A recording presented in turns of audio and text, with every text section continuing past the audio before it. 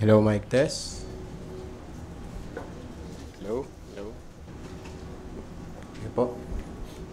Maraming salamat po, choir, for rendering that wonderful song sa Panginoon. Thank you so much. Para kayo malungkot ata kayo po. Masaya po ba tayo? Are we glad this morning? Okay, are you excited to go back to work? You miss your work, your jobs? Para kayo natatawa, you're laughing. After 9 days, almost 9 days, no? Are you happy?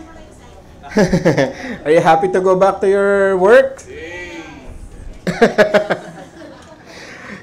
If only we can just stay at home, di ba? And spend time with family and earn at the same time, ba? Masarap yun. But we have our works. But we just look at it this way, that we are blessed to have that almost 1 week. It never happened for the longest time, di ba? Since we came here, for example, for me, since we came here 2008, di ba? Hindi pa namin experience. Unless you don't have a job. Of course, you will have like, kahit 30 days ka sa bahay mo, you can spend that. But once you have a job, okay, it's already a blessing. And also, we have a lot of fellowship, di ba? Almost every day may fellowship kayo with your family, with the brethren. And last Thursday, di ba, we had our family day. Did you enjoy ating family day? Amen. So we would like to thank each and every one po who have contributed their time, their effort, okay, for the works of the Lord. We did not only enjoy that time, but at the same time, we're able to do something for the Lord, especially as a household of faith. And we will give you more updates on that. But by the grace of God, we can say that it is victorious and it was successful. Although we had experienced a few interruption man lang yan sa umpisa, especially when they saw our setup there. Nagulat yung nagpapa-rent sa atin, but we're able to talk them through, and they allowed us, and it's all in God's hand, and God allowed us to finish it matapos yung ating program na merong na successful. At the same time, we're able to do what the Lord asked us to do. Actually, since I felt the need yesterday na medyo mag-walking for 1 hour kasi parang busog na busog ako. Even after we went home, may pagkain pa din. Kinabukasan, may pagkain pa rin namin. So, busog na busog talaga, no? Praise God. Those are the memories that we will be sharing together. Okay, and see you again sa susunod ating family day. Okay, so those not able to attend, next time, attend po kayo. Praise God. Amen. So we all settle down. Tingnan nyo muna po yung katabi nyo like we always do. Are you ready to hear the word of God? Say hello muna. If your seatmate is a bit sleepy, gisingin nyo po. Try to wake them up if they're a little bit sleepy. Okay? Ayan. May mga nagsasabi kasi, pagod kami, Brad, medyo puyat, daming fellowship, but it's, praise God, andito pa rin tayo, given us strength ng Panginoon. Amen. Our Bibles are all ready? Amen. So tayo po, we are still, now we are in a new theme, di ba? I think this is the second week for the month of April, or for the second quarter of this year, and that is spiritual warfare. Okay? So, I would like to ask you a question, although it is quite a controversial question, and you might have seen this into some gospel talks, or maybe you have encountered this question, or maybe ask yourself about this question, is, are we all children of God? Is every mankind a children of God or a child of God? Lahat ba ng tao sa mundo ay anak ng Diyos? We have so many terms and statements that we hear. Oh? You're not the only child of God, or di lang kayong anak ng Diyos. Anak din naman ako ng Diyos. So, right? Are we all children of God? That's a very controversial question, a very simple yet very controversial question. Okay? Many people will say, yes, lahat tayo. Every man that God created, every man, because we are created on His own image, we are all sons of God, and we are all the children of God. Is that true in what the Bible has to say? Okay. And the straightforward answer to that, reading through the Word of God, is no. Not every human being born in this world is a child of God. Napakahirap tanggapin ang katotohanan niyan. Like we said, it's a very hard pill to swallow, sabi nga. Because not everyone, there will be a lot of contention saying, no, we are all created by God, we are all created on His own image, so we are all children of God, etc., etc. But looking at the Bible, it's plain and simple, and it's very clear that not everyone that God created is a child of God. Because God only has one begotten Son, and that is our Lord Jesus Christ. We are all created by God, the pinnacle of God's creation. Why? Because God says, let us create man after our own image. He did not mention that when He was creating the animals, the trees, the universe, the waters, the lands. But when He starts saying created man, let's start create man in our own image. After Adam and Eve fall into sin,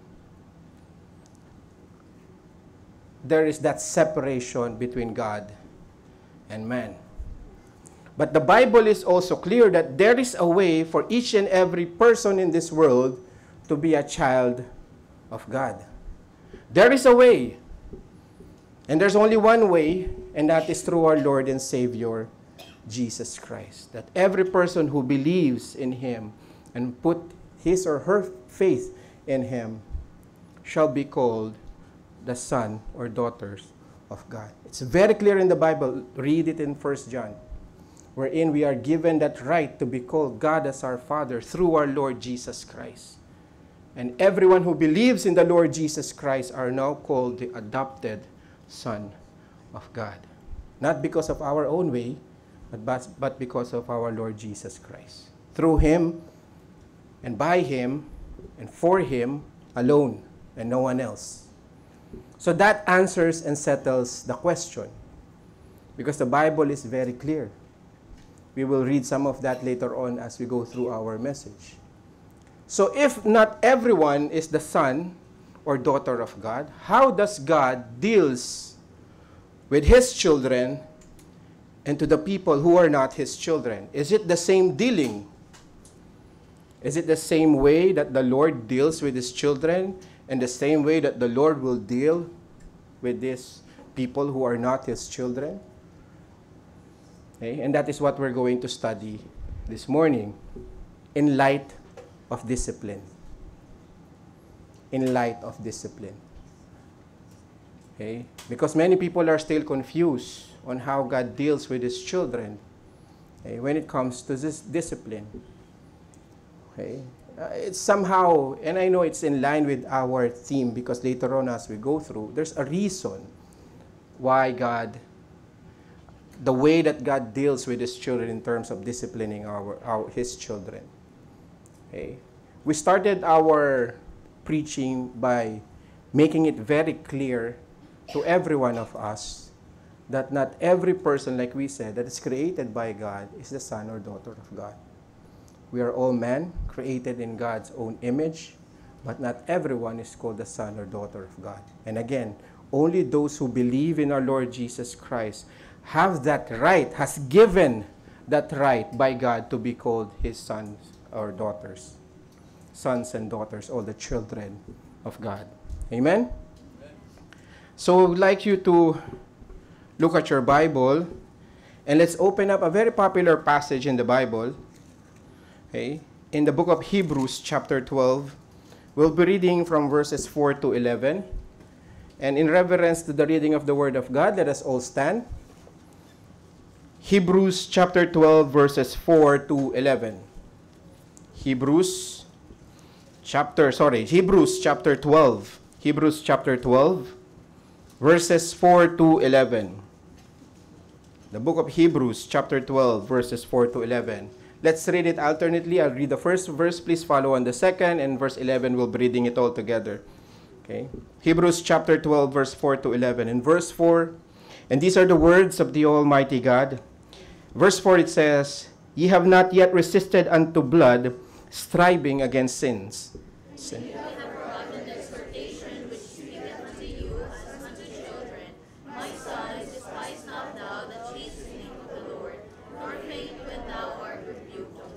Verse 6, for whom the Lord loveth, he chasteneth, and scourgeth every son whom he receiveth.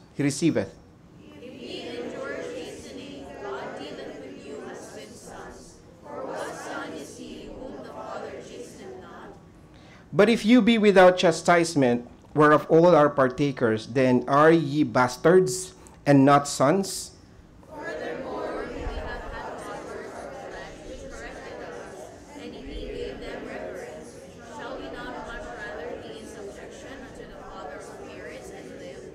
Verse 10, for they verily for a few days chasten us after their own pleasure, but he for our profit, that we might be partakers of his holiness. Let's read it all together.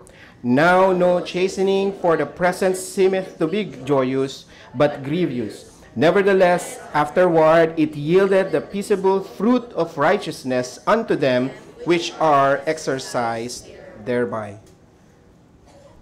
Dear Heavenly Father, blessed be your name in the reading of your holy word, and we ask that the Holy Spirit, our God, will lead us through your word, opening our hearts and our minds to understand it and receive it, Lord.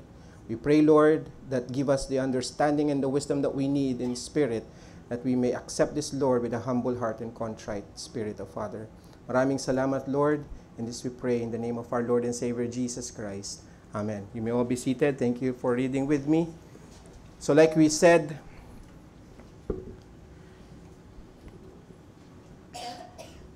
how does God deal with his children with regards to disciplining them about their sin? And that is a question that we will answer this morning. You know, because sometimes there are struggles that we experience in life, okay, that we can say is a byproduct of our sin. So how does God deal with it? Okay, it's very clear in what we have read a while ago that the hands of God, and not just here, but all throughout the Bible, we can see that the hands of the Almighty God is always in every aspect of the life of his children. And that is the truth. Okay, so that means that if a person is a child of God, that means every aspect of his or her life, God's hands is always there. There's not a single thing in our life that God's hands are not there, especially if you are called a child of God. And we will come to know that later on. Even to the aspect of discipline. Okay? Sometimes this is one subject that we don't want to discuss, right? Discipline.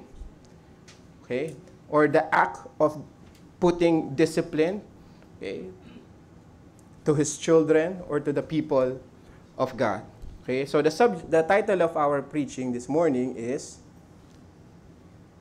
okay, hindi pala siya bukas. Ayan. Thank you. Understanding God's discipline. And by the end of this message, our prayer is that whatever the Lord will tell us this morning, we will not hold back. We're not going to put any sugar coating to it.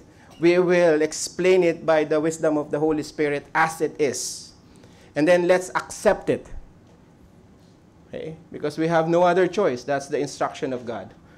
But to accept what the Lord has to say to us. Okay? And we're not here, I'm just telling you from the very beginning, from before we even start our first point. We're not here to discourage. We are here, okay, to be encouraged, even if the subject that we're going to speak is somewhat hard to take, and that is the discipline of God. Amen? So let's ready our hearts, okay? So let's go on to point number 1, understanding God's discipline. Okay, God's children struggle against sin. A quick background in the book of Hebrews. You know, the book of Hebrews, some say that it is written by the Apostle Paul because of the way that it is written and the words that being used is almost similar to the other letters of the Apostle Paul. Some say it is Luke. Okay, but there is no specific name who is mentioned in the book of Hebrews who actually wrote it. Okay, but one thing is for sure, like we always said, it is written or it is said by our Lord God, because anyone who writes in the Bible is inspired by the Holy Spirit. Okay, but most certainly it's very clear that this book is actually addressed to the Jewish believers.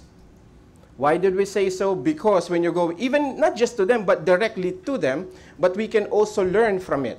Because what we can see in the book of Hebrews are the things that being done in the Old Testament, okay, shedding the light on how it applies to the New Testament. Because in the Old Testament, okay, that is where the laws and that is where the Moses, Abraham, and all those rituals that they do. For example, sacrificing in the temple, sacrificing of the lamb, offering it to the temple, the shedding of the blood of the animals for the forgiveness of their sin. These are the things that God has given them as a provision to do in the Old Testament. Okay? And the book of Hebrews, what it does is it connects the Old Testament to the New Testament, explaining what are you doing in the Old Testament in light of our Lord Jesus Christ, who is in the New Testament. For example, it says in the book of Hebrews, for there is no remission of sin without the shedding of the blood. And they used to do that in the Old Testament. Right? They kill animal, a perfect lamb, okay, for the forgiveness of their sin. And in the New Testament, the book of Hebrews says that it is our Lord Jesus Christ who sacrifices himself as the final and ultimate offering of the shedding of blood. And after that, there's no more sacrifice that the God will accept except our Lord Jesus Christ. So it's shedding light on what they're doing in the Old Testament, who are the foreshadowing of things to come. The fulfillment of whatever acts that they are doing in the Old Testament, especially in the Jewish community or in the Israelites. Okay? And that is something also that we will learn from here. Okay? So that is how the Lord God deals with his children of Israel and how it is actually being applied in the New Testament through our Lord Jesus Christ. Before they have priests who enters into the temple, okay, the high priest will enter into the temple in the Old Testament and ask God for the forgiveness of the people of Israel. That's what they do in the Old Testament. But the book of Hebrews says that we have a high priest who once entered into the holiest of holies, okay, who will intercede for us in all eternity. Those high priests from before died and they're being replaced, but the Lord Jesus Christ liveth forever. Okay? So there's no more high priest but our Lord Jesus Christ himself. He fulfills everything that's being done in the Old Testament in light of the New Testament, who is our Lord Jesus Christ. And that is what the book of Hebrew does. Okay? Even in the chapter 11, before this chapter 12, God here explains those people who have lived in the Old Testament and how, they call it the Hall of Faith. Oh, okay? Because they listed all the names of those people in the Old Testament and how their faith is accounted as to them as righteousness. How they believed in God and in obedience to God yield righteousness unto them. And what they have experienced before. And it is the same encouragement that is also given unto us in the New Testament. So this is what the book of Hebrew does. Okay? It explained to us very clearly the fulfillment of a better, sabi ng book of Hebrew, a better testament that is in our Lord Jesus Christ. Okay? That is incorruptible. And it's all in eternity. And that is what the book of Hebrew tells us. At the same time, it also tells us, Christians, New Testament Christians who are living right now, okay, who have accepted the Lord Jesus Christ, how we should, okay, run our race as Christians with all patience and perseverance. Okay? It is also encouraging us as Christians how we should live our life as a people of God who have accepted the Lord Jesus Christ. Okay? So it's a very richful book. And many theologians would say, if there's any book that I will take, for example, there's one very well-known preacher of the modern times that we have. He's already dead, but he was asked, if there's any book in the Bible, okay, that you will take with you in prison, they will allow you only to read one book. out of all the books in the Bible, what would you bring? He said, besides the book of Romans, he said, and the Gospels, he said, I will bring the book of Hebrews. Because it's so rich, okay, of teaching and doctrines and the unveiling of the better covenant through our Lord and Savior Jesus Christ, and how we should live our life in light of the New Testament, in light of our Lord Jesus Christ. Okay, and that is what we're also going to study this morning. All right, chapter 12 talks about how we should live our life as a Christian. It's more of practical application. Okay, the first part of the chapter 12 talks about what we're going to study this morning, and the second half of chapter 12, from from verse 18, it talks about, okay, the new church, or the gospel-based church, and how is the difference in the eternal heaven. Okay, so there's that difference if you're going to read that. Okay, so, but as we go through, we will touch base some of those verses so we would understand the whole context. But definitely, verse 12, it talks about, okay, it gives us and encourages us how we should run the race as Christians with all perseverance in our faith. Because if you're going to look at verse 1 to 3, look at your Bible. In verses 1 to 3 of the same chapter, in chapter 12, it talks about our Lord Jesus Christ as a perfect example, okay, and how we should run our life as a Christian. Okay, let's read it very quickly. Verse 11, remember, chapter 11, remember, it talks about the hall of faith. Abraham was there, David was there, all of these Old Testament believers are mentioned there. It's everything that they have done for the Lord because of their faith to God and their obedience to God. It's accounted unto them as righteousness. So they're giving them as an example, as a great cloud of witnesses for us. These are our forefathers who came before us, okay, as an example for us. And then it comes to verse 12. It says there, wherefore, seeing we also are compassed about with so great cloud of witnesses. Okay, of the Old Testament people and all those people who came before us, looking at us, this is our great cloud of witnesses. Let us lay aside every weight, okay, sabi doon, and sin which doth easily beset us. Okay, so sabi doon, lay aside mo lahat yan, everything that easily beset us, and that is what is that? That is sin. And let us run with patience and race that is before us. So there is a race that we're running before us as Christians. Okay? So right now, as you sit there, you are running a race in your Christian life. Okay? And that race will not stop until you reach your glorification in heaven. Okay? So it tells us, looking unto Jesus, the author and finisher of our faith. So when you run that race as a believer, you look at Christ, who is the object of our faith and the finisher of our faith. That means that when we see our Lord Jesus Christ face to face in heaven, then our run in faith is finished. Because faith is the subject of things hoped for and evidence of things unseen. We have not seen our Lord Jesus Christ, but we have put our faith in Him.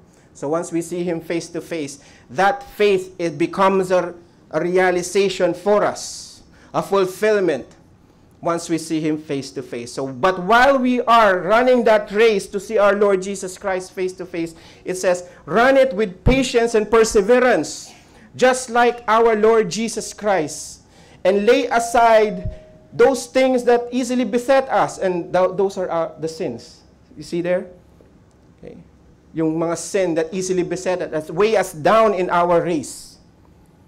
So parang imagine it, you're running a race and one by one, you're taking away all those heavy things that is, slowing you down. And what are those? The sins that we have in our flesh as we run it. Actually, this verse, this chapter is an encouragement for all of us, like we said. Because sometimes we experience trials and tribulation and the discipline of God, and it wears us down. in our Christian life. Right? Some people will say, once you have the Lord Jesus Christ, your life will be good. That's actually true in a way, because we are no longer enemies of God. We are now the children of God, and we are now in the hands of a loving Father. But at the same time, we're still in this world that is contrary to us. Because this world is full of sin and controlled by Satan, and here we are swimming against the current of this sinful world, trying to live our best, okay? Applying those practical holiness in our lives. So this is basically an encouragement for us, not to be weary sometimes when we fall or when we experience tribulations or trials or the discipline of God. And that is what the writer of Hebrews is trying to tell us, because you will experience the discipline of God. Okay? So do not be weary. Okay? Look at verse 11. Well, verse 12. Wherefore lift up the hands which are hang down, and the feeble knees. By the end of this message, that is what we're trying to accomplish here, by the grace of God. That lift up those heavy hands, okay, and lift up those feeble feet, and understand the discipline of God. Okay? Para hindi tayo manghina, kasi sometimes nanghihina tayo, di ba? Okay. So, like we said in point number 1, okay, we just included our background of that whole text, and so that we can understand in whole context what it means. Okay? So, it is our Lord Jesus Christ, okay, who is our ultimate model, an example, should we say, on how he runs his own race and how he finished his course, okay, in his ministry in this world. Okay? So, let's look at it. Verse 3, it says, let's read verse 4, sorry. Ye have not yet resisted unto blood, striving against sin. Our Lord Jesus Christ died on the cross. He experienced death. Not because of his sin, but because of our sin. And those people who come after him, Stephen as the first martyr, okay, mentioned in the Bible, he was stoned to death because of his belief and because of his preaching of the gospel. Okay, and many other disciples and followers of God followed after him. You can read that in the book of Acts. James also, in Acts chapter 12, mentions their martyrdom in following Jesus Christ. And many other that are not written in the Bible. The apostle died a grueling death. We know Peter hung upside down on the cross. John exiled in Patmos. Okay. And many others, believers, early Christians who have been beaten to death, stoned to death, burned to sticks, eaten to the lion, or fed to the lion, or burned alive, okay, because of their belief in our Lord Jesus Christ. And here the book of Hebrews, the writer of Hebrews was saying to the believers, the Jewish believers, they said, you have not yet resisted unto blood. You have not yet experienced martyrdom. You have not yet shed blood, striving against sin. Okay. That means they have not yet experienced that martyrdom or death or punishment in the hands of other people because they are striving against sin. So if you're going to look at this text, it says striving against sin. So it's very clear that every children of God strive against sin. That is a natural course of a true believer. A true believer of God will always have that fight against sin. Okay. As you get closer to God, as you get closer on knowing Jesus Christ, that battle rages more. Because the devil and the flesh will try its very best to pull you away from God and to destroy you. and to destroy the glory of God and your testimony of God. He will do that. Okay? So every true children of God, every believer of our Lord Jesus Christ will suffer because of striving against sin. And it's very questionable if a Christian, a so-called Christian, does not have that in his life. It's a very questionable salvation. Okay? Because the moment that you wake up and open your eyes, you're already striving against sin. Okay? The Bible says, that's what we studied last time when I preached in the book of Colossians, right? You mortify therefore the old man. You kill the old man and put on the new man that God created in you. It's a battle that rages every day, every moment, every minute, every second of our lives. We strive against that. Although we strive, the Bible says we have not yet resisted unto blood. We have not died. Who has shed blood because of that? Wala naman, diba? Nobody here, right? By the grace of God. So the writer of Hebrews is trying to make a point here. Yes? He's trying to make a very strong statement here. Okay? You have not yet experienced martyrdom because of striving into sin. But there is a striving against sin that should be happening in your lives. Okay? Because, okay, so they must expect to suffer as long as they are in this world. Okay? And many actually, to be honest with you, there are many people, many believers, even at this very point, who are shedding blood already because of their belief. Look at it in the internet. It's everywhere. Christians being persecuted. Let's say in China, in Iran, they're being hanged there because of their belief in our Lord Jesus Christ. It's still happening. But by the grace of God, we are here. Although in a Muslim country, by the grace of God, they have given us, okay, not them, but God has given us the freedom to worship Him and to exercise our faith. And it's the grace of God already. Okay? Imagine those Christians who are in this very strict fundamental countries that they will not allow. Even churches are being burned down in India. Have you seen that news? Right, brother? It's being burned down. They're being persecuted. They're not giving good, equal opportunity when it comes to jobs when you're a Christian there. Very subtle. Okay? But here we are. Okay? We haven't shed blood for our Lord. Okay? But we are still striving, and we should be striving against sin. So there is a conflict that is sin, the worst enemy both to God and man, and that is sin. That's why we said we are in a spiritual warfare in defending ourselves against that which would destroy us. Sin will destroy the life of a believer. Although it is no longer accounted unto us because we are now positionally righteous in the eyes of God, but sin will always be there as long as we are in this world, like we said a while ago. It will destroy us. Okay, sometimes a small sin here and there, and it accumulates by the moment that you realize you're already away from God.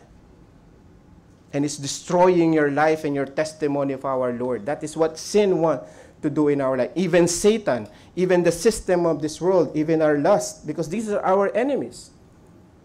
Okay? So there is always this warfare. Okay?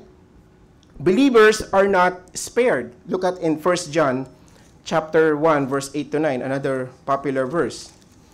Okay? 1 John chapter 1, verse 8 to 9. If we say we have no sin, we deceive ourselves. 1 John chapter 1, 8 to 10. Okay?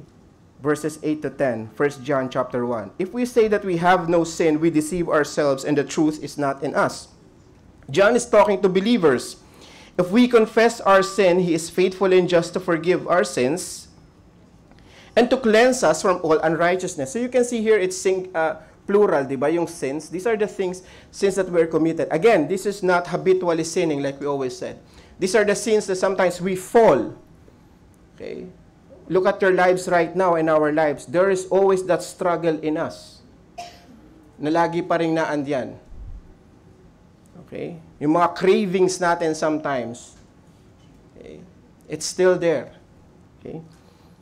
If we say we have not sinned, we make him a liar and his word is not in us. Sabi ng Bible. Pag sinabi daw ng isang believer, hindi na ako nagkakasala, then the truth is not in you. Sabi ng Bible. We still fall into sin and we fight that. Okay? Like we always said, we are not spared. Sin causes us to be away from the presence and the fellowship to God and destroy us in every way possible. Example is David. When David fall into sin, anong prayer ni David? Sabi niya, restore unto me my salvation. Is that what he said? Restore unto me my salvation. Does that mean his salvation was gone? And he was asking for God to give it back to him? No, he said, because he knows where he stands, that his faith and his belief is in God, but he fell into sin. And what did he pray for?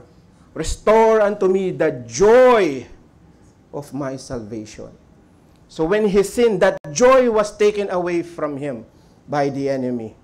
So he's praying, Lord, restore that to me. Restore that joy of fellowship wherein I can come to your temple. I can come to your temple and worship you with a humble heart, without any guilt in my heart. And that is what David was praying for. And that is what sin does in your life, apart from what happened to his household. After he fell sa sin of adultery, what happened? There is rape, murder, and rebellion in his household. But what he cried the most is that being away in the presence of God. He cannot openly worship God anymore and come into the temple of God, okay, with a joyful heart and spirit because of what he had done. So that is his prayer. Those things that are written in the Old Testament are example for us, the Bible says. Okay? So that is what the Bible is telling us. Okay? In our sanctification, we have the Holy Spirit who is our helper. The Holy Spirit will be there to help us to strive against sin. It's very clear. That is our comforter, who is our counsel, okay? Who will give us the strength that we need. That is the Spirit of God. He is God. That is in the lives and inside and indwelling to every believer. But as a believer, you are also accountable to fight and to strive. Ano sabi sa Philippians chapter 2 verse 12? Work out your salvation with fear and trembling. Okay. It's not for you to work out para ka ma-save. You are already saved. Ang sabi ng Bible, work it out. I-apply mo yan. Pagtrabahuhan mo ang kaligtasan na meron ka. Natanggap mo na ang kaligtasan, you already received that. Strive for it. To what? To holiness. Work it out with fear and trembling, with great importance. Okay? So ito palang striving against sin is the number one duty of a believer. Besides serving into church like this is our accountability to God. And God has given us every tool that we need, like we said. You have the Holy Spirit in you. You have Jesus Christ in you. But we are also called to fight, to mortify, to kill the old man, and to strive against sin. It also mentioned in James chapter 4. Basahin po natin. Malapit lang sa ating, it's very near to our text. James chapter 4, verse 7. It says there, submit yourselves therefore to God. Submit, therefore, okay? That means that is you, that is your accountability and our responsibility to God to submit ourselves, therefore, to God. Resist the devil, and he will flee from you. Okay? Submit ourselves to God, yield ourselves to God, and resist the devil. Okay? And that is a call for you and me. Striving against sin. And there is a warning here. There's a warning or a reminder. It says in verse 5, and ye have And ye have forgotten the exhortation which speaketh unto you as unto children. Okay? Medyo pagbulay-bulay lang natin ng konti ito. Okay? The Scripture has given us many early warnings what sin can do in our lives. But once we given up to it and allowed it to enter, then the hand of God will come upon us. Kaya nga sabi dito, ye have forgotten the exhortation which speaketh unto you. That word speaketh is not a verb. That is a noun. Speaketh unto you. Who is that? It's the Word of God. This is the exhortation that's given unto us. There's so many warnings in the Bible. Sabi dito ng writer ng Hebrew, have you forgotten? There's a lot of warnings written in the Bible, in the exhortation, the encouragement, which speak it unto you.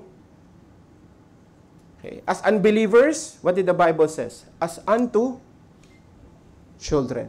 Now, the writer is now shifting the gear a little bit here. A more profound, a more, should we say, laser-focused na understanding on how it applies to our lives. Okay? This is the first time in this verse it's written here, the world children. So that means that there are a lot of warnings that are written here, not just for the unbelievers, but many exhortations are speaketh unto us by God through His Word to His children, to us. Okay?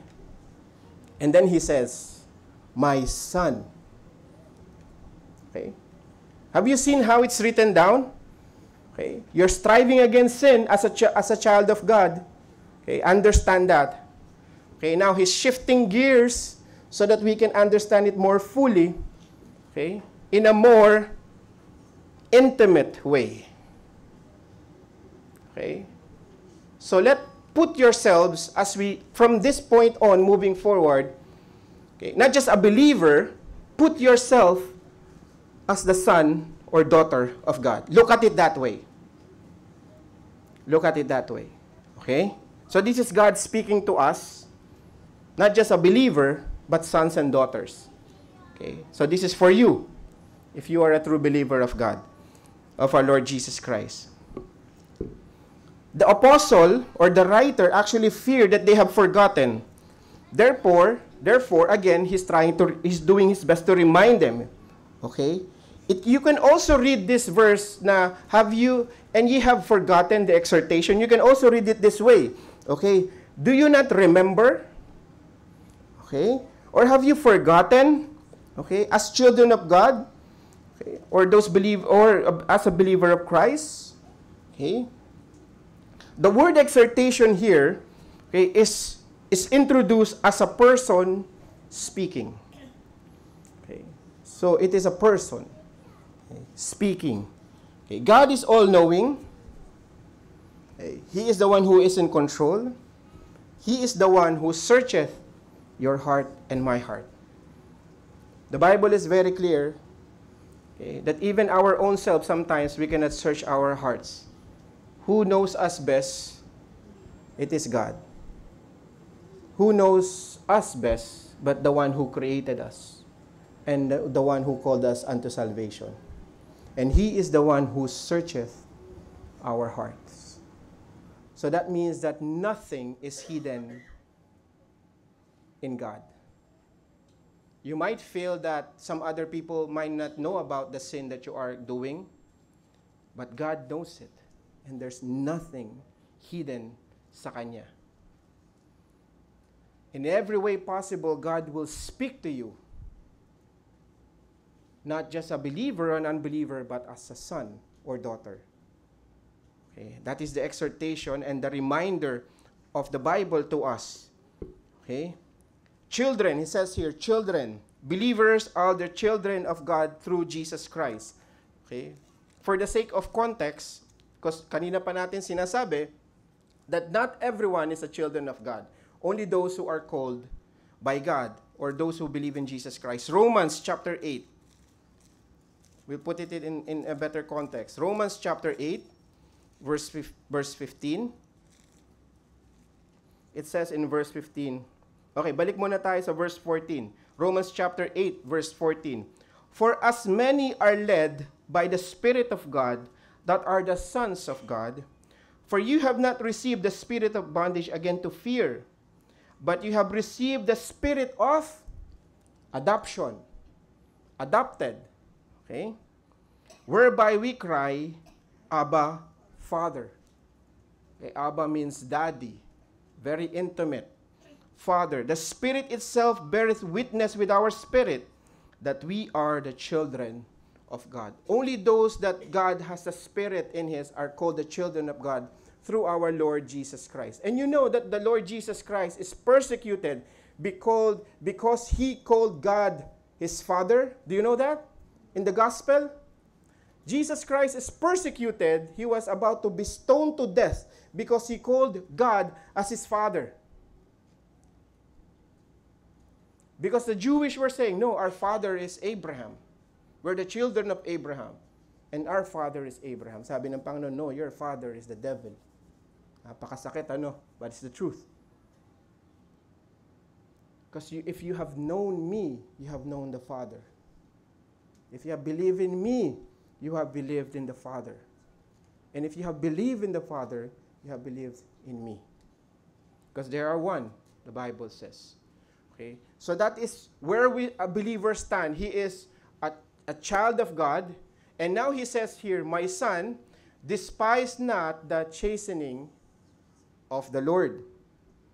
Okay? My son, despise not the chastening of the Lord. Proverbs. Turn your Bible in the book of Proverbs, chapter 3. Proverbs, chapter 3.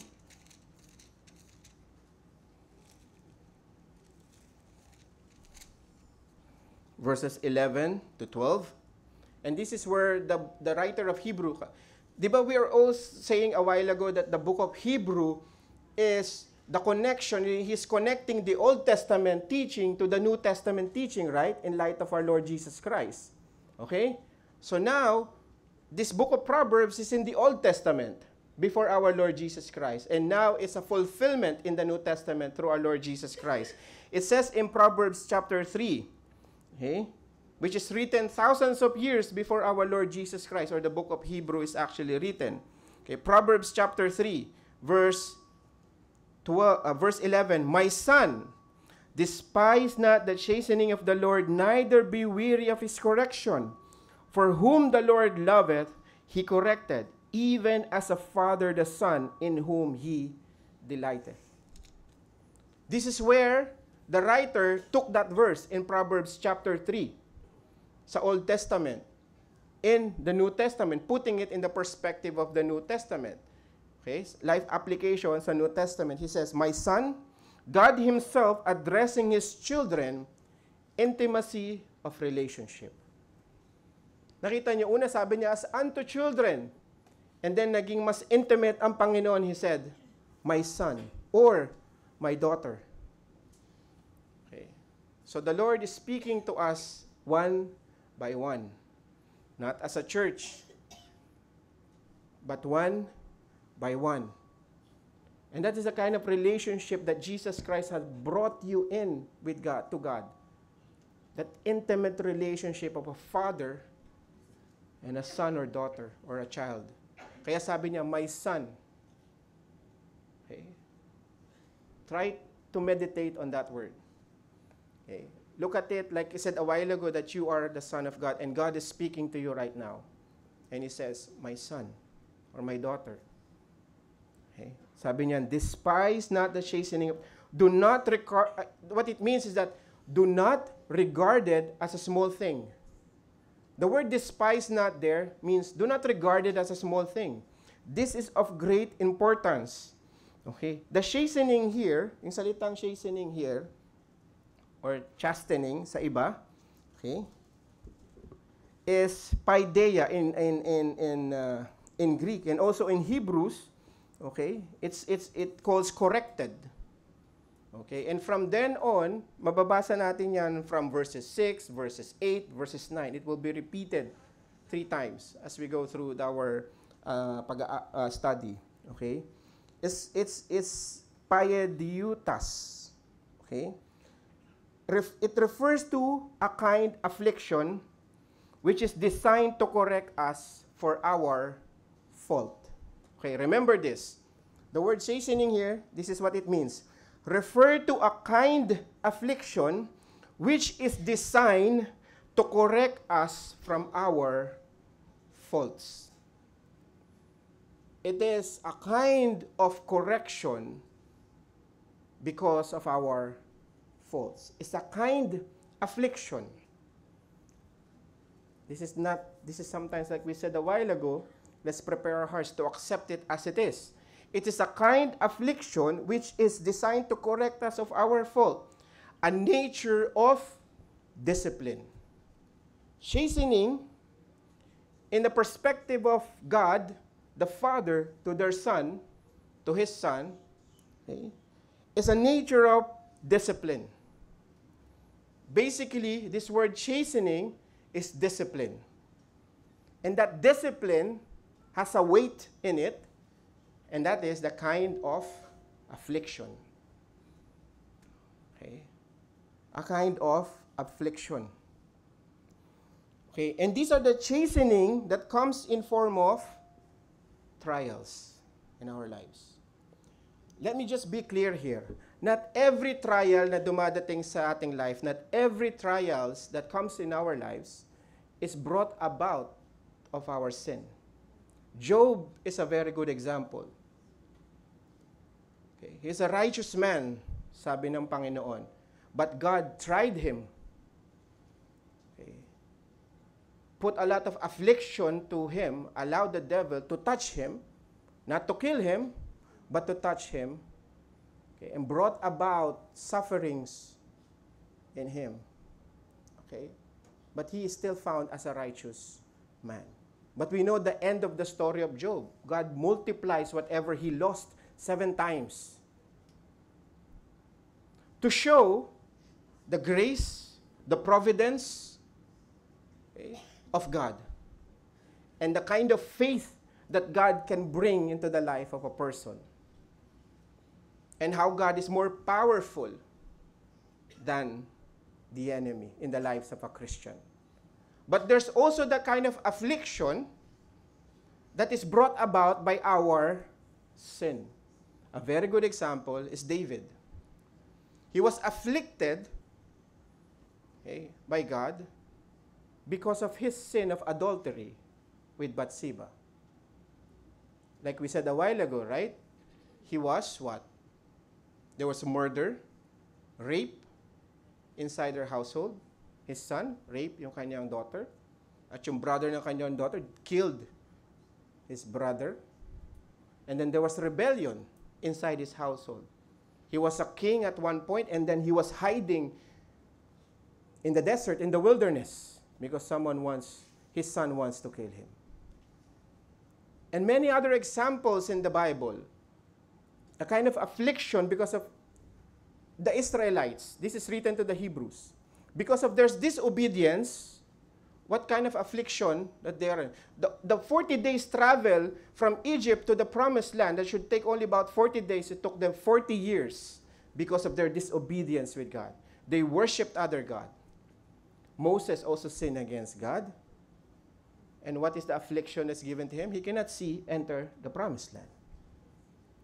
And many other, which is a good thing for us. That means that these faithful people in chapter 11 are also sinners saved by the grace of God. Just like we are. Okay? But here, you can see in all of those things that are happening in the Old Testament, the hands of God are there, and the hands of God will always be there to correct every fault of His children. And that is the truth. We cannot escape that. Kaya sabi dito, and the Lord, the chastening of the Lord, nor faint when thou art rebuked. Be patient, ibig sabihin, when you are chastened by God, be patient, endure it, bear it up with patience and fear. Sabi din, yung the word that rebuke him, there's the ways of God that is various ways that God can rebuke us because of our sin. One of which, of course, is the Word of God. Sometimes we hear the Word of God and we got rebuked. Nasasaktan tayo, di ba?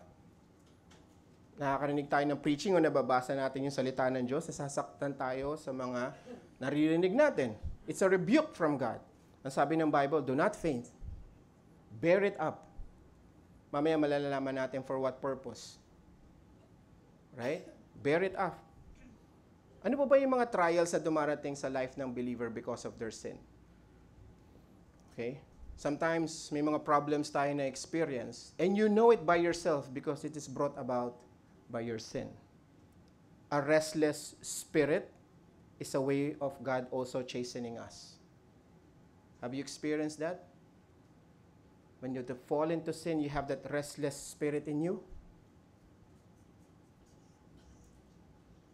Besides the trials or affliction na nararanasan natin, maybe problems that you're encountering right now, and you know it by your heart, it is because of what you have done or the sin that you have done.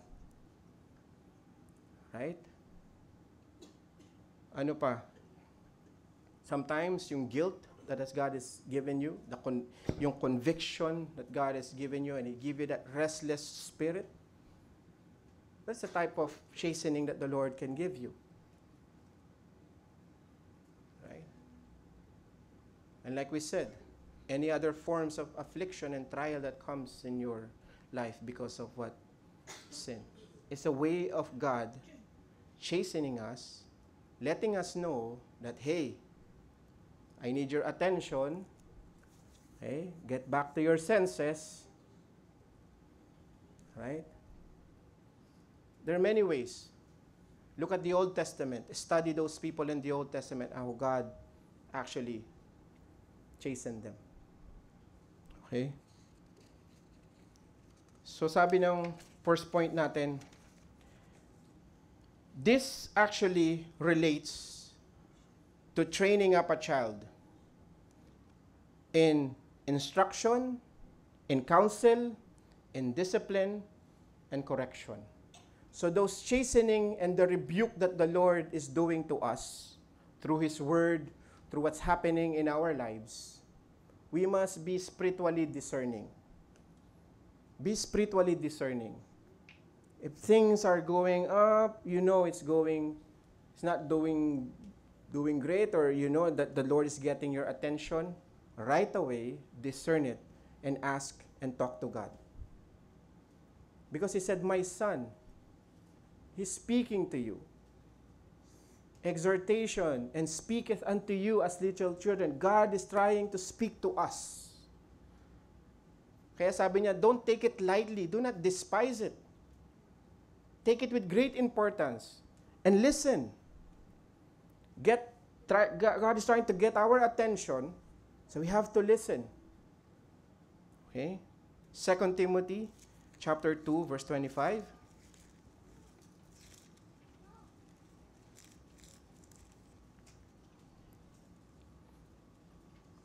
In meekness, instructing those that oppose themselves, if God peradventure will giving them repentance to acknowledging of the truth. Now the word there is actually instructing those. Okay? So the correction and the affliction that is happening in our lives is a way of God instructing us. It's part of the instruction. The chastening of God to us, yung pagpalo ng Panginoon sa atin, in Tagalog, is part of His instruction to us. Okay? Titus chapter 2, verse 12, it says there, teaching us, again, there's the word teaching us, denying ungodliness and worldly lust, we should live soberly, righteously, and godly in this present world. Teaching us that. So it's a way of God who's teaching us and instructing us. That chastisement is a part of that instruction that's given to us. As God's children, we should expect to His chastening or chastening when we sin because of one valuable lesson. Mamaya, that will be our next verse. Okay? The hand of God or the Father in heaven is in every area of our lives, even in our struggle against sin. After you are saved, the Father authority of God is now in our lives. Understand that. It is a father and a son, a father and a daughter relationship. Once you are saved, once you receive the Lord Jesus Christ, it's no longer just the God of heaven and you as a man who is created. Now it is a relationship of a father and a son or a daughter. Always look at it that way. And that is a precious truth that we should be gladly receiving and knowing that your God is your Father and you are His Son. Okay. I'm always repeating that because we will come to grasp more of that as we go forward. Okay? So we are guided by God. God is giving us instruction as we struggle against sin. And if we fall, God's hand will be upon us. As a father. Okay? As a father. And that leads us to point number 2. God's discipline towards His children. We understand that we are a son and daughter of God. And as a son and daughter of God, while we are in earth, we struggle against sin. And when we fall to sin, anong gagawin ng Panginoon sa atin? Okay? Actually, yung verse 6 na ito is actually karugtong ng verse 5. But I kind of cut it there. Okay? So that we can move to our second point. Sabi dito, for whom the Lord loveth, He chasteneth. Let's ponder upon that. Anong word dito yung magandang painggan? For whom the Lord loveth. Okay? That affliction that we are experiencing because brought about by sin, and that chastening, pagpalo ng Panginoon, is motivated by one thing, love. Amen? Ayaw nyo ba nito? Because sometimes we see God as parang lagi ko sinasabi like an old man, lagi na lang galit. Sometimes we look at God that way. That God is like an old man who's always angry and always have that rod and whip that will, spank me every time I did something wrong and all.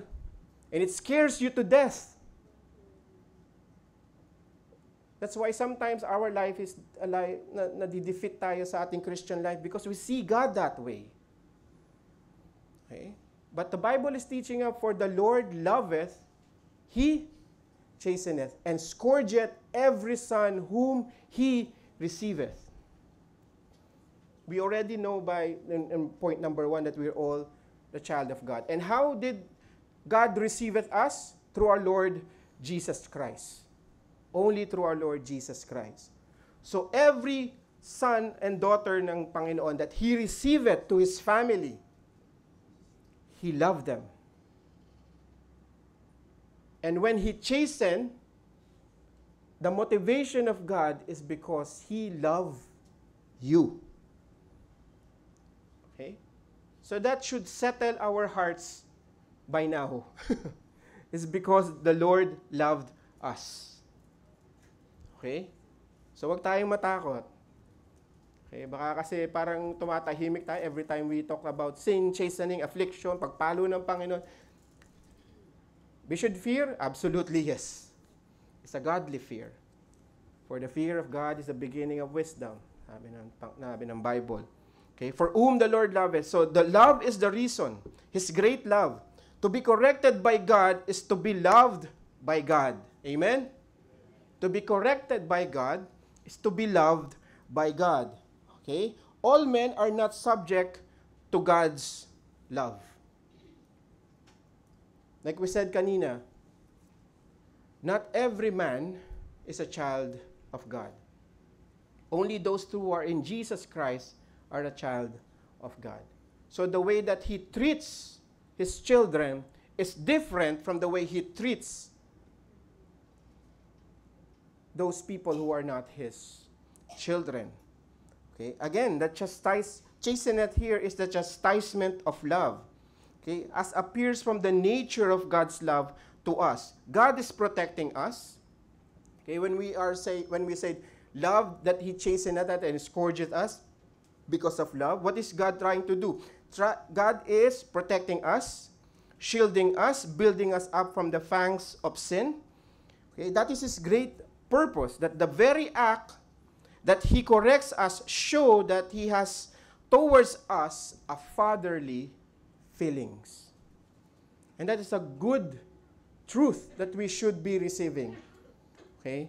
That yung correction ng Panginoon towards us is a way of God expressing His fatherly love to us. Sometimes we only see God's love when there are lots of blessing. We only see God's love and said, oh, mahal ako ng Panginoon. God loves you because of all the blessing, the good things that's happening in your lives.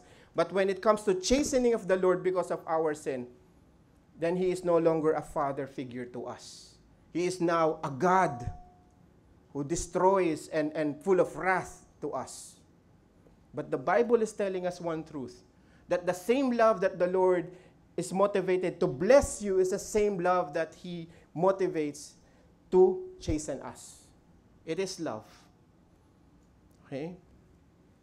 And that is for us to show His father figure, and I like this word, His paternal care. And that is the way of God expressing His love to us also. Okay? Sabi dito in verse 7, if you endure chastening,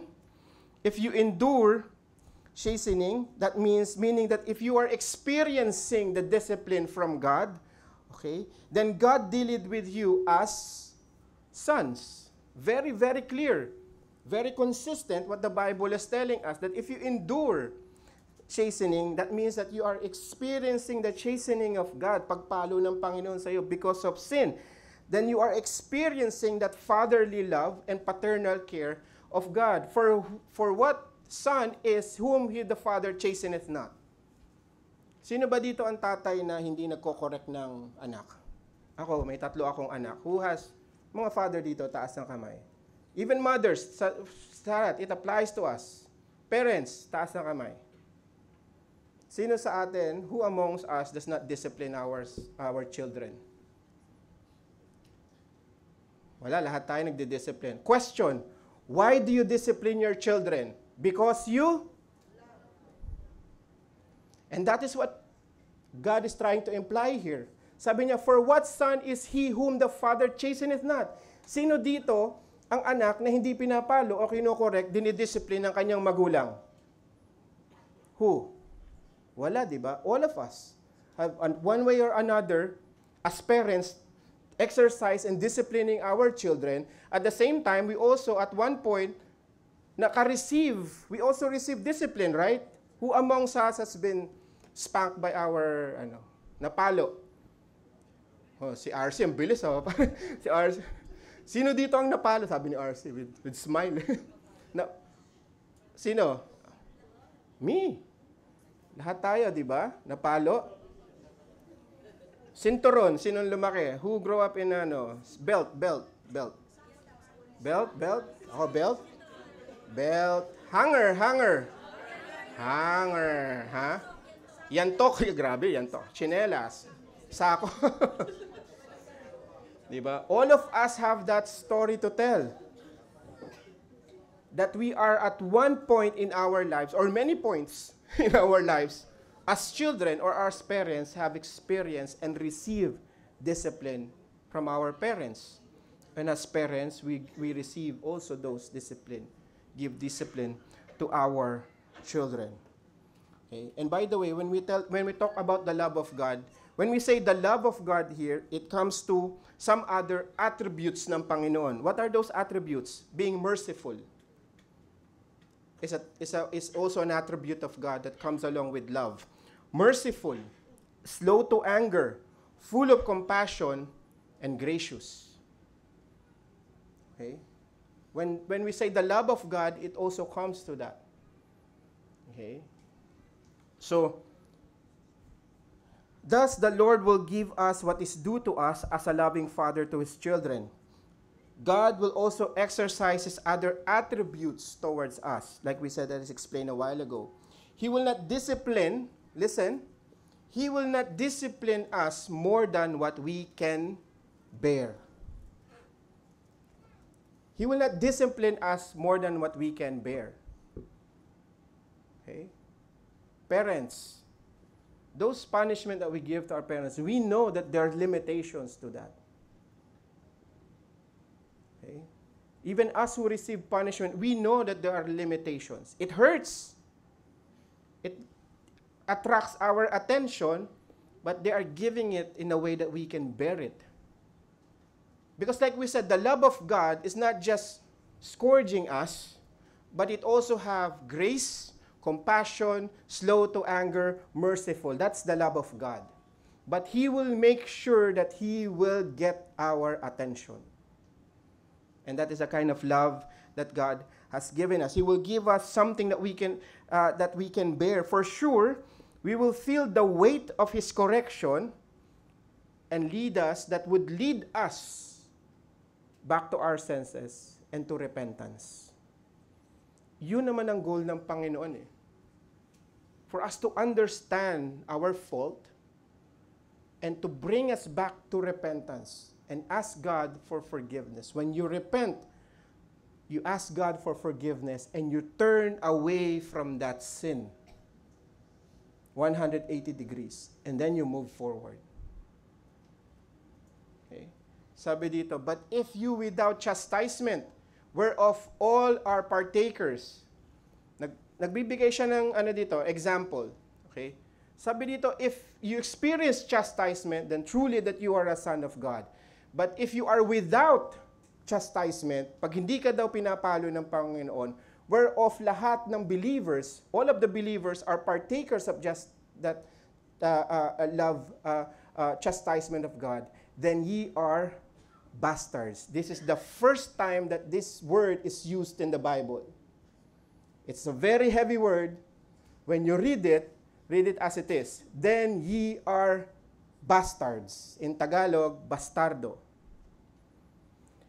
And not sons. Okay? It's true. It's giving you a very vivid example that if the Lord will not chastise you, if you're not experiencing the chastisement of the Lord, then you are bastards and not son. That means you do not belong into the household of God. That means that you are not, very clear he says, and not sons. Okay? The word bastard here is the neglect as children. The neglect to the general want and care. Okay? The word bastards or notos, it means uncertain affinity. Illegitimate son. Ang sakit, di ba? It hurts. Okay? Illegitimate son. There's no affinity. There's no relationship with you. So that's why we shouldn't be jealous. Okay? The Bible is very clear, right? Huwag kayong ma-jealous to those people who doesn't have the Lord Jesus Christ. And they said, Lord, why is it happening in our lives? Lagi na lang ganito, struggle ako against sin. Look at them, oh. They're sinning left and right, but look at their lives. It's very good. They travel. They have good houses, good family. You know, the most scariest thing that is written in the Bible is this. Let me tell you. That word, God gave them up. Romans chapter 1, it mentioned, I believe, 4 times to sinners. When God said, and God gave them up. But it means that the hand of God is no longer upon them. Binitawan na sila ng Panginoon. Do whatever you want. And reap the wages of your sin. Because of your stony heart. Because of your callous heart that you will not listen to my call of salvation, God gave them up. And that is not the kind of word that we want to hear. That God has given us up. So where would you rather be? In the hands of God, of a fatherly hand, or in the hands of a just God? I would rather be here at the hands of a fatherly God, than in the hands of God, who is a just God, who will give you the right recompense of your sin, and that is the second death in hell. So God gave them up. But here, the Lord says, we are His children, and He dealeth with us as sons. Isn't that a wonderful truth to understand and to know? Di ba po? Okay? Because it says, like it says in Matthew 7, right? Verse 21, not everyone who calls me Lord, Lord shall enter the kingdom of God.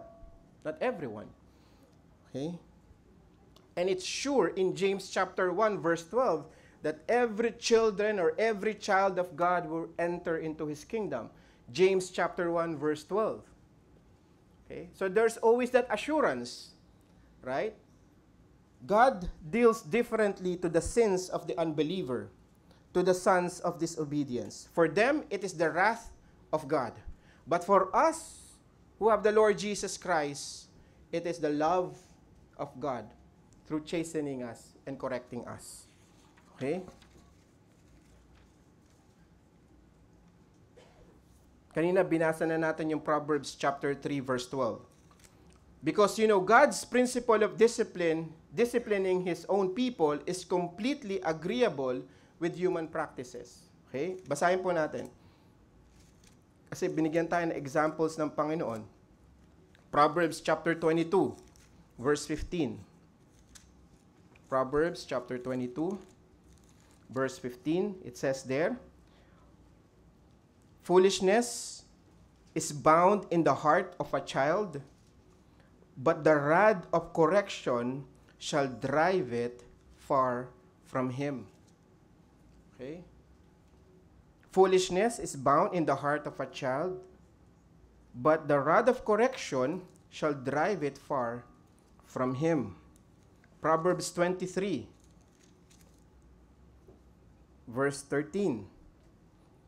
Withhold not correction from the child, for if thou beatest him with a rod, he shall not die. Okay? Kita niyo yan? Later on, we will expound it more, what he says, that he shall not die when you beat him with the rod. Okay? Because that is also a very controversial thing right now, right? Correcting a child. Maraming talks dyan, may mga batas pa, there are laws. The lesson that we learn is that okay, remember this. The lesson that we learn the best are the ones when we are experiencing discipline. Right? Sometimes, if you ask anybody of us here, those things na nagmamark sa ating isipan, even when we are already old. Kanina, I asked you, right, what kind of discipline you experience. Right away, you're there. Alam mo lahat. Right? You know. Because those are the things that you will remember. That is where we learn. Right? Children need a set of standard. If they are not properly punished for their misdeeds, they'll never able to release the guilt and that bear for their misdeed. Okay? When God accepts us, para tayong mga rough stones. Because the goal and the will of God is for us to be like Jesus Christ, to conform to the image of His Son. Remember, there is like a cookie cutter, and we are this stone that God has called us. So He will shape us. He will chip some parts of our lives so that we will be conformed to the image of His Son. And that chipping away or pruning away is where it hurts. But that is also where we learn the most. Because, di ba, we learn the most when we struggle. Okay, that is where we learn our lesson. The same way that God is doing to us. So that we will fit to the image of His Son. He will chip away all those sins in our lives. It will hurt us. Okay? Mapapaaray ka talaga. Aray Lord, sakit naman nun. But it's needed because of His love to us. Okay? The way we grow in the Lord is to His correction, which sometimes comes to different forms. Like we said, yung struggle natin, yung mga problems that we are experiencing in our lives because of the decision that we make without God's guidance to us, the weary heart, the restless hearts. Those are tribulation that comes to our life, but it worketh patience for us, and it yields to us righteousness. It says in Romans 5, verse 3 to 5. Romans 5, 3 to 5. Not only so, but we glory in tribulation also, knowing that tribulation worketh patience. And patience, experience, and experience, hope. And hope maketh not ashamed, because the love of God is shed abroad in our hearts by the Holy Ghost, which is given unto us. It will yield godly attributes and godly characters in our lives. And if we sin against God, ask for forgiveness and turn away from that. But the best thing to do is not to put ourselves into chastisement. How? By the power of the Holy Spirit that is in us, and by His grace, obedience, listening and adhering to His exhortation which speaketh unto us. Sabi nung una nating point, di ba? Obedience. That is the key. Let us not put away na para tayo is ma-chastise pa ng Panginoon. And if the Lord is getting your attention right now, listen to Him now. That is now. Amen? James 1 verse 12, Blessed is the man that endureth temptation, for when he is tried, he shall receive the crown of life which the Lord had promised to them that love Him. Okay? Endureth that temptation. Okay? Last point. God's discipline that yields righteousness. Ano yung goal ng Panginoon? That's why He's disciplining us. Why He's giving us that discipline? Ano ba yung kanyang ultimate goal?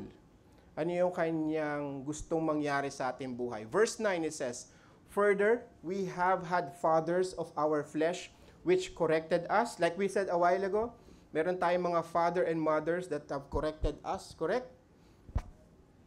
And we gave them reverence. Di ba? Minsan mas bumabait tayo after we got punished, right? Right? Correct? Sometimes, in Philippines, in Tagalog, when we got punished, sometimes you what you say? Ano ba yung sa Taga-English na sumasagot? You talk back to your parents. You answer them back when they're trying to teach you something, and then you got spanked. After that, what will you say? Opo, nanay. Oh. Lahat na may opo eh. Sometimes di ka na utusan, you still wash the dishes, ano? Kita mo palang madilim yung langit, inuaan mo na yung sampay eh.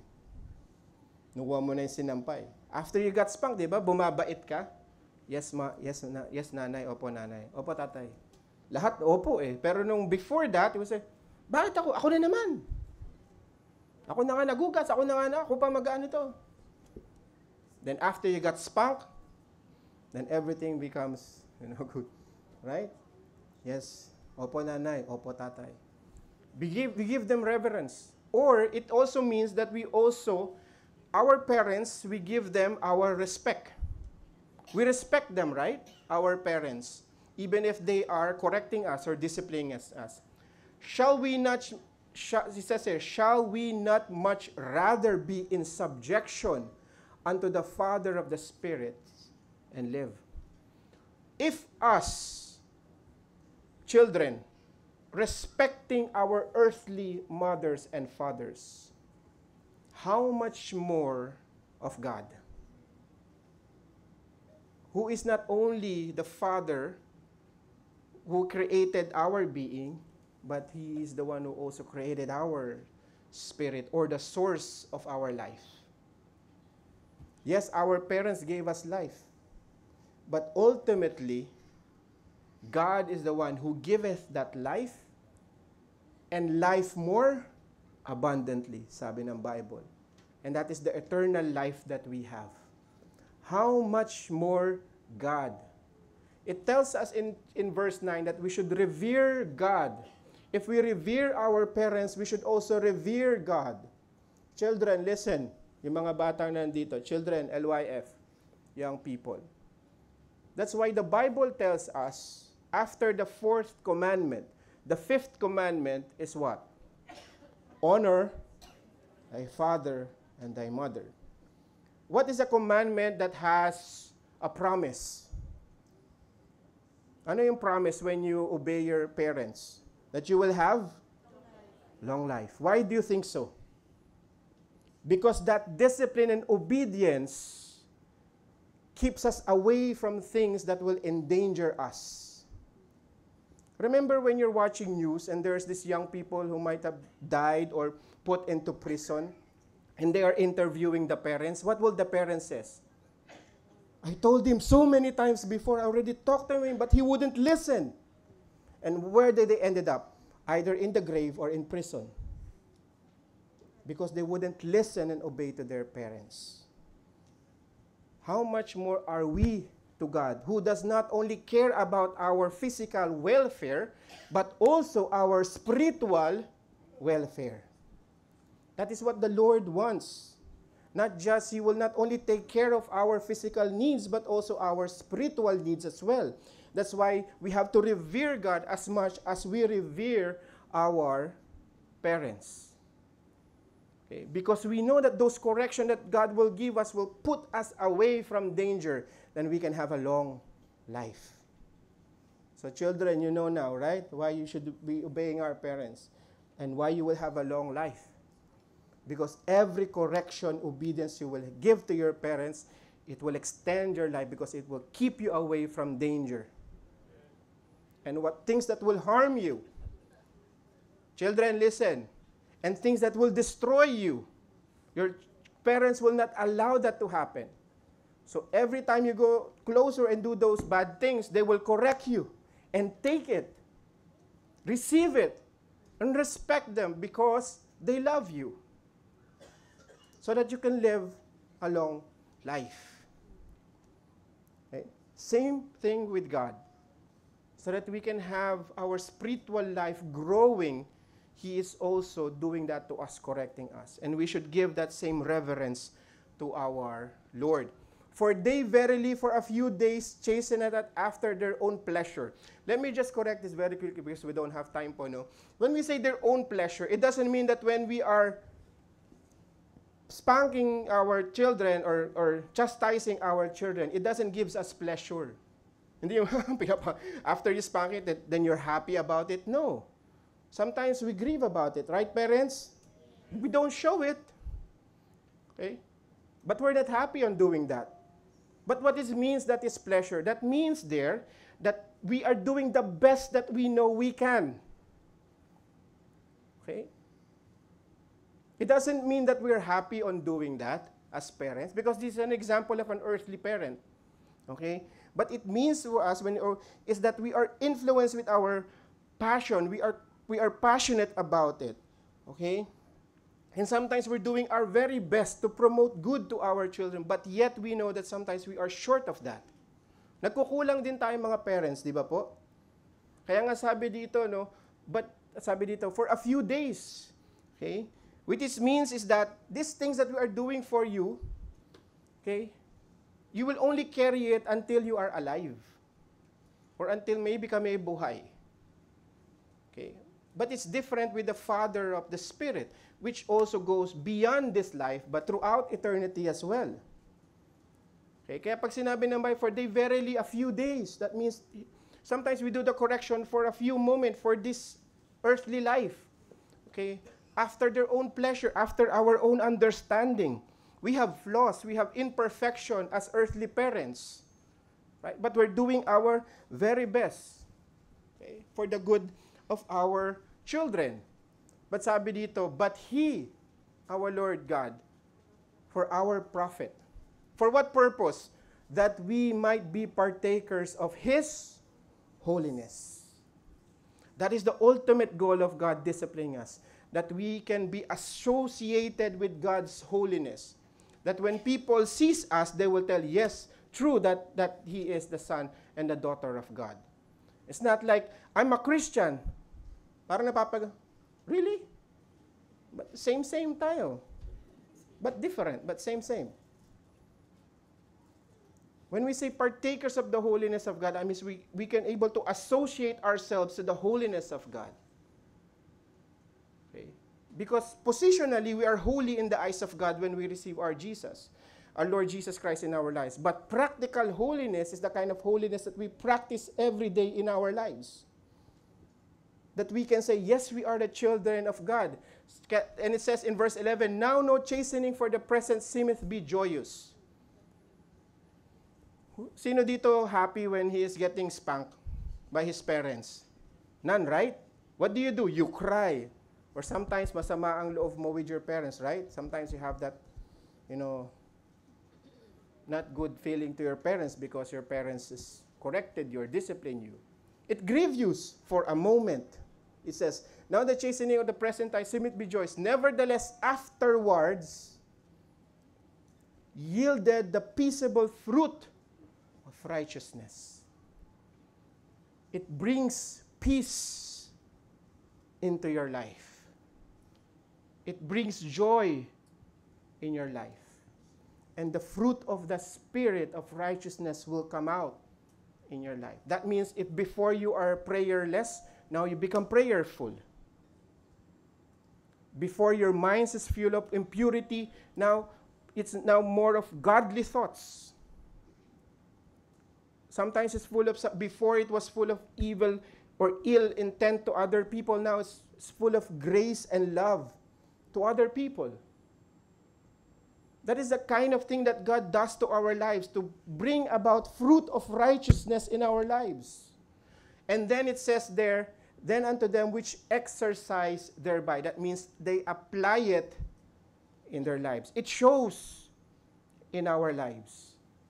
So when God corrects us, out of His great love, to correct us because of our sin, to transform our lives into holiness, so that it will show in our lives. Thereby, we apply it in our lives. That's why in verse 12, it says there, sa nabasa natin kanina, so wag natin daw ibaba yung ating mga kamay and our feeble. Let's raise it up and understand that the chastising of the Lord right now may be grievous for a moment, but it will yield righteousness and holiness in our lives. But as a conclusion, like we always said, let's understand the discipline of the Lord. Let us put our way in and wait for God to discipline us. But let's do it in all obedience and strive it. And if we fall, ask God for forgiveness. And if the Lord chastises us, respond right away to God. Read His Word. Ask counsel. Listen to the preaching. Apply it in our lives. Amen? Let's pray. Heavenly Father, marami pong salamat sa time that you have given us. And I pray, Lord, that all of us, Lord, will understand the chastisement that we receive out of your great love to us. Tulungan niyo po kami, Lord, to discern all these things because we know that it is for our good and that we have our Father in heaven who loveth and careth for us. Maraming salamat, Lord. We thank you, Lord Jesus, for bringing us, Lord, into the household of God and for bringing us to your Father so we can call Him also our Abba Father. And this we pray in your name. Amen. Maraming pong salamat.